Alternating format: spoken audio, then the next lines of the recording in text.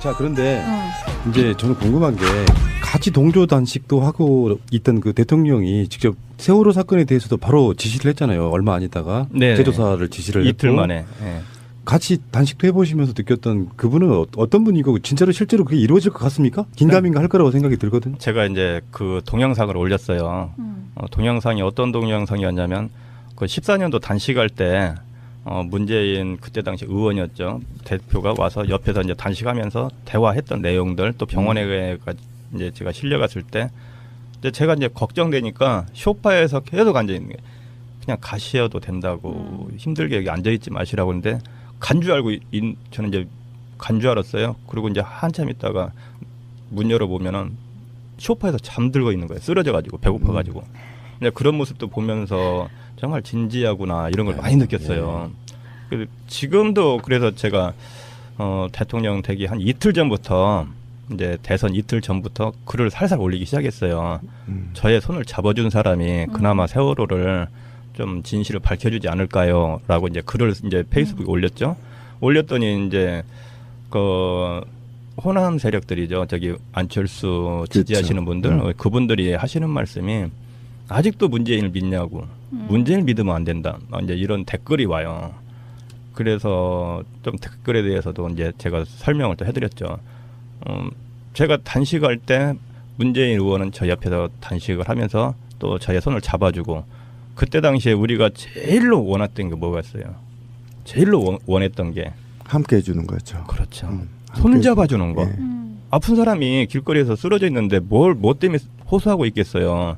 누가 와서 손 하나 잡아주길 바라는 거였어요. 그때 문재인이 와서 잡아줬단 말이에요. 근데 안철수는 안 잡아줬어요. 안 왔잖아. 그리고 어떤 일이 있었냐면은 야당 그때 당시에 이제 야당 더불어 되기 전에 새정치였죠. 새정치에서 그 강화문 제가 단식하고 바로 뒤편에서 이순신 동상 앞에서 기자회견을 했어요. 전부 다 전 의원들이 다 나오셔서 세월호 특별로 제정하는데 힘쓸 것이다 하고 이제 기자회견하고 이제 가시는 중에 제 텐트를 들려서 단식장 텐트를 들려서 다들 저 손을 잡아주고 갔어요.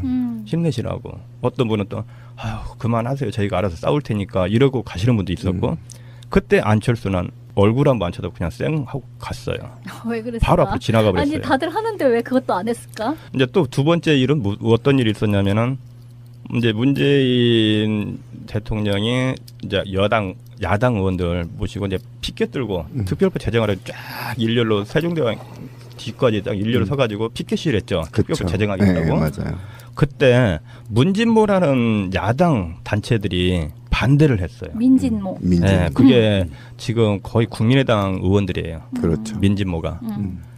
그래서 저는 그래도 정치적으로 이 방송을 만약에 듣는다면은 안철수 지지하시는 분이든 누구를 지지하든 간에 세월호 아픈 사람들은 이 세월호를 누가 더 많이 또 빨리 진상이 밝혀줄 거냐에 대해서 우리는 같이 정치적 이슈를 따라가는 게 아니에요. 정치 잘하고 또 그 사람이 더 좋아서 인물이 좋아서 또 정치를 잘해서를 저는 따지지 않습니다. 어느 누가 됐을 때 세월을 과연 진상규명해주고 우리 가족들을 일상으로 돌아가게 해줄 거냐. 거기에 대해서 저희가 이제 3년 동안 겪어봤던 겁니다. 그리고 문재인 의원은 비공식적으로 굉장히 많이 만나요. 우리 가족들을. 그렇죠. 여기 만나서 이거 해달라 문서 전달하고 하면 오늘 바빠서 안 된다는 소리 절대 안 해요. 꼭 만나줘요. 지금까지 그런 행보를 해왔어요. 비공식적으로. 그래서 지금 알려지지 않은 거에 지금 공식적이지 아니니까 이제 비공식적으로 저희가 어떤 요구 또 제2특조위까지 어떤 사안 들 거다라는 것 상석특검법인데 굉장히 강력합니다. 이 법이. 그렇죠. 이것까지 다 하겠다는데 다 오케이 해주셨던 더 분이에요. 강력해야 돼. 예. 이 세월호 참사는 유가족만의 문제가 아니에요. 네. 온 국민의 트라우마를 치료하고 다시는 이 나라 국민들에게 죽지 않도록 제도를 만들어 나가는 게 중요한 거기 때문에 이제는 이제 세월호 유가족만의 문제가 아니다. 이런 측면에서는 오늘 아침에도 문자가 왔어요.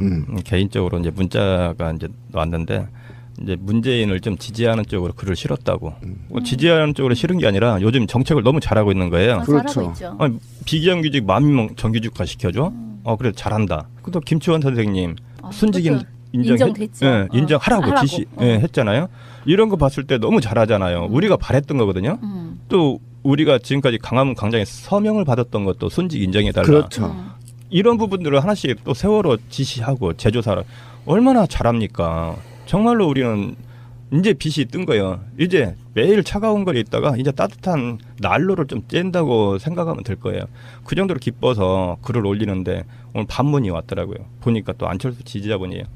제발 그러니까 우리 정치적으로 보지 마시고 우리 세월호 또 국민들이 궁금해하는 사항 이걸 밝혀주는 걸로 생각하고 그냥 같이 좀 이제는 좀 5년 동안만 믿어만 주셔라. 그리고 만약에 5년 동안 정치를 했어요. 문재인 대통령이.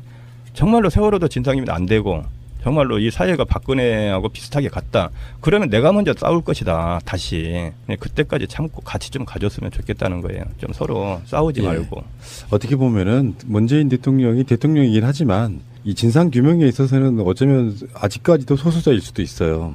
은폐하려고 하는 세력들 간에 지금 3년이란 넘게 시간이 지나가지고 지금 말씀하신 거 들어보니까 정말 진정성은 있다고 느껴지고요. 근데 지금 현재 대선 국면에서 그 SBS 가짜뉴스 사건도 있었고, 그러니까 대선 국면에서 세월호가 올라왔는데 그래서 우리들도 대선 이야기를 전할 게 너무 많으니까 세월호 이야기는 이제 많이 할 수가 없는 상황이기도 했고요. 그 사이에 세월호 이슈가 사실 좀 덮인 측면도 없지 않아 있습니다. 지금 유민 아빠께서는 어떻게 보셨어요? 세월호가 박근혜가 이제 탄핵되자마자 이렇게 올라오고 막 이런 과정 속에 어떻게 보셨어요? 그들이 지금 순수하게 끌어올렸다고 보십니까?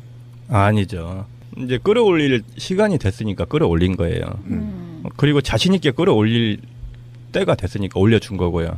지금 목포 신항에서 이제 직접 올라오신 것들을 첫날 보셨으면은 수면에 올라왔을 때 보신 분들은 알 거예요. 자료 조사할 게 없어요.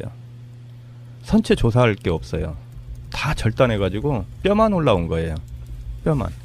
그리고 언론에는 해경이 그랬죠. 해수부가 유실망 굉장히 철저하게 다 해놨다고 했는데 막상 올라와서 보니까 유실망이 어느 정도로 허술하냐면요. 이 출입구 문이 굉장히 커요. 근데 거기가 망으로 안 돼 있고 어떻게 돼 있냐면은 그 안에 있는 모포라든지 이번에 집길이 있죠. 이게 막 밀려서 쏠려 나오다가 막혀 있는 거예요. 꽉. 망이 아니라. 그럼 거리에 어떻게 됐을 거냐. 그래서 저는 지금 저기 미습자 수습하고 있는데 정말로 걱정되는 거예요. 이 9분이 단 한 분이라도 유실이 안 됐어야 되는데 저렇게 허술한데 그 망이 떨어져서 덜렁거린 것도 많고요. 이런 거 봤을 때 유실이 안 돼야 되는데 됐을까 봐 그게 걱정이 되는 거고요. 그리고 지금 조사해봤자 솔직히 뭘 할 거냐. 이것도 걱정이 돼요. 자료 조사할 거 앵커 뭐 추진기 선체 뭐 엔돌브이 뭐 다 절단해가지고 부산에 갖다 놨어요. 보령호에다가. 이런 정도 됐는데 얼마만큼 우리가 조사할 거냐. 그리고 지금 구멍을 막 뚫죠. 지금도 뚫고 있어요. 미습자 수습하기 위해서. 그런데 이 부분은 안 뚫을 수가 없어요. 뚫어야 돼요. 저도 이제 목포에서 상황을 지켜봤잖아요. 지켜봤는데 너무 답답한 거예요. 양동이를 하나씩 넣어주면은 그냥 손으로 펄을 양동이에 담고 날르는 것밖에 할 수 없고 그 장도리로 이렇게 들추는데 안 들쳐져요. 이 집기류가 얼마나 크고 무거워요. 그냥 위에 있는 펄만 한 며칠 동안 한 거예요. 그래서 우리 가족들도 너무 답답하더라고요. 그 장면을 보니까. 진짜 뚫어야 할 부분은 뚫어야 되겠다. 뚫어서 크게 드러내지 않으면은 이거 1년 가도 못 한다. 이거 판단이 오더라고요. 딱 보고 나니까.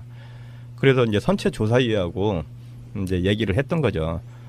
뚫을 때 진상규명과 상관없는 부분들, 이런 부분 뚫고서 그리고 먼저 뚫기 전에 조사를 다 하고 사진도 찍어놓고 하고서 하자. 이렇게 했던 거죠. 배를 세워서 올리는 게 훨씬 더 나았을 부분인데요. 그렇죠. 그게 저희 유가족들이 원했던 게 그거였었어요. 네덜란드 모 업체에서 이제 여러 이제 상하이 쌀비지가 이제 오기 전에 이제 입찰하기 전에 입찰 과정에서 우리 가족들이 다 만나봤어요.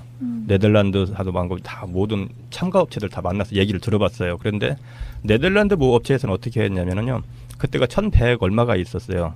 이제 제시했던 금액이 상하이 쌀비지가 850억이었고, 근데 네덜란드사에서는 했던 말이 배를 수중에서 세워야 된다.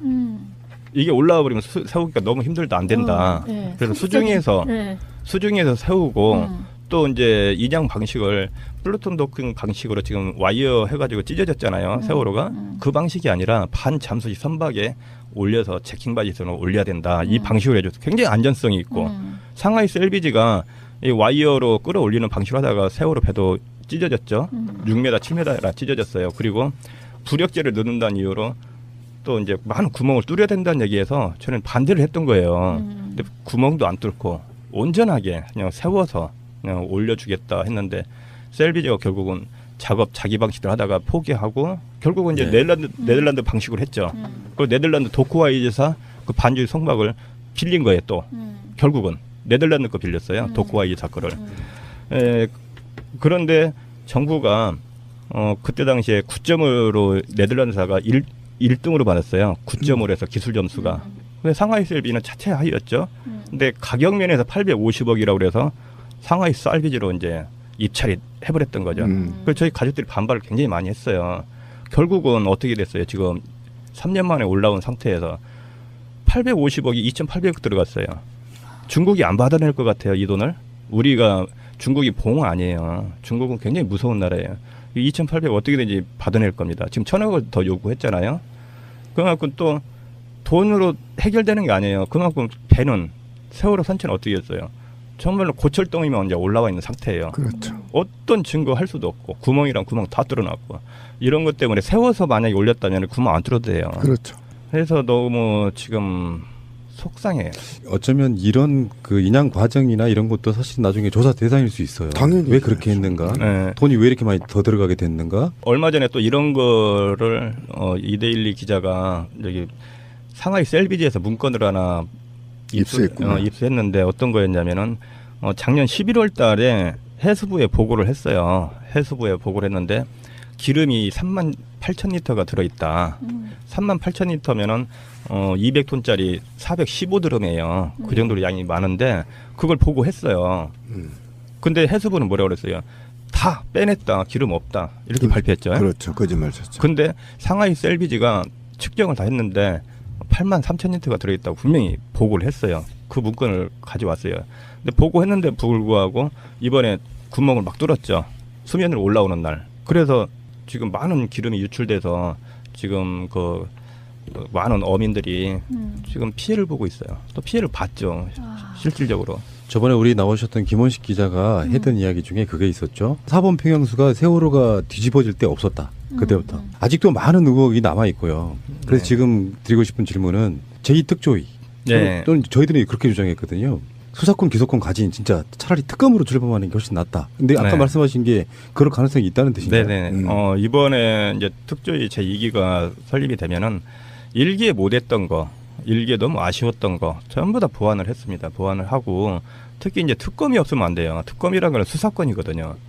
증거 자료 압수수색하고 또 체포구속도 할 수 있는 권한이 그렇죠. 있어야 됩니다. 네. 이런 거를 다 보완을 했던 거예요. 그래서 이번에 이제 출범이 되게 되면은 상설 특검을 언제든지 할 수 있습니다. 언제든지 딱 기간이 정해져 있는 게 아니라 특검 실시하는 특별 조사위원회가 운영하는 그 기간 내에 언제든지 할 수 있게끔 보완을 해놨습니다. 그래서 이게 지금 환노위에 상정이 돼 있는 상태니까 11월에 발족이 돼요. 근데 좀 이번에 대통령이 또 재수사 조치를 한 만큼 좀 빨리 되지 않을까. 그리고 또 저희 가족 측에서도 11월까지 기다릴 수 없다. 좀 빨리 좀 해달라고 요구를 하고 있는 상황입니다. 그리고 그 문재인 대통령은 만약에 국회에서 통과 안 되면 행정부 단독으로도 하겠다 이렇게 의지를 밝혀버렸기 예. 때문에 뭐 대통령- 반대할 명분이 없어요. 저희 대통령 야권에서. 직속으로. 예, 직속으로. 아니, 해서. 박근혜가 그렇게 많이 써먹었던 시행령. 그러니까. 예. 대통령 시행령으로 다 하면 돼요. 네. 어차피 시행령은 대통령이 공표하는 거고 그리고 대통령이 하는 거기 때문에 이 세월호 특별법도 대통령 영으로 폐기할 수 있어요. 다시 할 수 있습니다. 맞아요. 국민의당 의원들이에요. 그렇죠. 민진모가. 그래서 저는 그래도 정치적으로 이 방송을 만약에 듣는다면은 안철수 지지하시는 분이든 누구를 지지하든 간에 세월호 아픈 사람들은 이 세월호를 누가 더 많이 또 빨리 진상규명 밝혀줄 거냐에 대해서 우리는 같이 정치적 이슈를 따라가는 게 아니에요.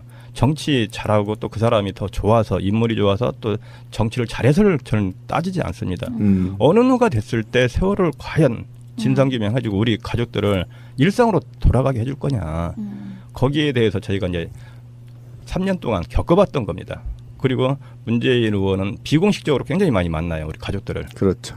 저기 만나서 이거 해달라 문서 전달하고 하면 오늘 바빠서 안 된다는 소리 절대 안 해요. 꼭 만나줘요. 지금까지 그런 행보를 해왔어요. 비공식적으로. 그래서 지금 알려지지 않은 거에 지금 공식적이지 아니니까 이제 비공식 대통령 되기 한 이틀 전부터 이제 대선 이틀 전부터 글을 살살 올리기 시작했어요. 저의 손을 잡아준 사람이 그나마 세월호를 좀 진실을 밝혀주지 않을까요?라고 이제 글을 이제 페이스북에 올렸죠. 올렸더니 이제 그 호남 세력들이죠. 저기 안철수 지지하시는 분들, 그분들이 하시는 말씀이 아직도 문재인을 믿냐고, 문재인을 믿으면 안 된다. 이제 이런 댓글이 와요. 그래서 좀 댓글에 대해서도 이제 제가 설명을 또 해드렸죠. 제가 단식할 때 문재인 의원은 저 옆에서 단식을 하면서 또 저의 손을 잡아주고, 그때 당시에 우리가 제일로 원했던 게 뭐였어요? 제일로 원했던 게 함께 해주는 거죠. 그렇죠. 손 잡아주는 거. 예. 아픈 사람이 길거리에서 쓰러져 있는데 뭐 때문에 호소하고 있겠어요. 누가 와서 손 하나 잡아주길 바라는 거였어요. 그때 문재인이 와서 잡아줬단 말이에요. 근데 안철수는 안 잡아줬어요. 안 왔잖아. 그리고 어떤 일이 있었냐면은 야당. 자, 그런데 이제 저는 궁금한 게 같이 동조 단식도 하고 있던 그 대통령이 직접 세월호 사건에 대해서도 바로 지시를 했잖아요. 얼마 안 있다가 네. 재조사를 지시를 이틀 했고 만에. 네. 같이 단식도 해보시면서 느꼈던 그분은 어떤 분이고 진짜로 실제로 그게 이루어질 것 같습니까? 긴가민가 할 거라고 생각이 들거든요. 제가 이제 그 동영상을 올렸어요. 동영상이 어떤 동영상이었냐면 그 14년도 단식할 때 문재인 그때 당시 의원이었죠. 대표가 와서 옆에서 이제 단식하면서 대화했던 내용들, 또 병원에 이제 제가 실려갔을 때 이제 제가 이제 걱정되니까 소파에서 계속 앉아 있는 게 그냥 가시어도 된다고 힘들게 여기 앉아 있지 마시라고 하는데 간 줄 알고 저는 이제 간 줄 알았어요. 그리고 이제 한참 있다가 문 열어 보면은 소파에서 잠들고 있는 거예요. 쓰러져가지고 배고파가지고. 근데 그런 모습도 보면서 정말 진지하구나 이런 걸 많이 느꼈어요. 그래서 지금도 그래서 제가 그때 당시에 이제 야당 더불어 되기 전에 새정치였죠. 새정치에서 그 강화문 제가 단식하고 바로 뒤편에서 이순신 동상 앞에서 기자회견을 했어요. 전부 다 전 의원들이 다 나오셔서 세월호 특별로 제정하는데 힘쓸 것이다 하고 이제 기자회견하고 이제 가시는 중에 제 텐트를 들려서 단식장 텐트를 들려서 다들 저를 손을 잡아주고 갔어요. 힘내시라고. 어떤 분은 또 아유 그만하세요. 저희가 알아서 싸울 테니까 이러고 가시는 분도 있었고 그때 안철수는 얼굴 한번 안 쳐다보고 그냥 쌩 하고 갔어요.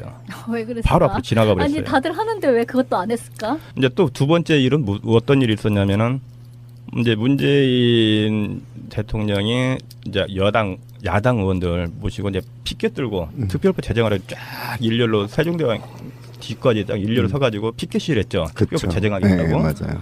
그때 문진모라는 야당 단체들이 반대를 했어요. 민진모. 네, 그게 지금 거의 국적으로 저희가 어떤 요구 또 제2특조위까지 어떤 사안들 거다라는 것 상석 특검법인데 굉장히 강력합니다. 이 법이. 그렇죠. 이것까지 다 하겠다는데 다 오케이 해주셨던 더 분이에요. 강력해야 돼. 네. 이 세월호 참사는 유가족만의 문제가 아니에요. 네.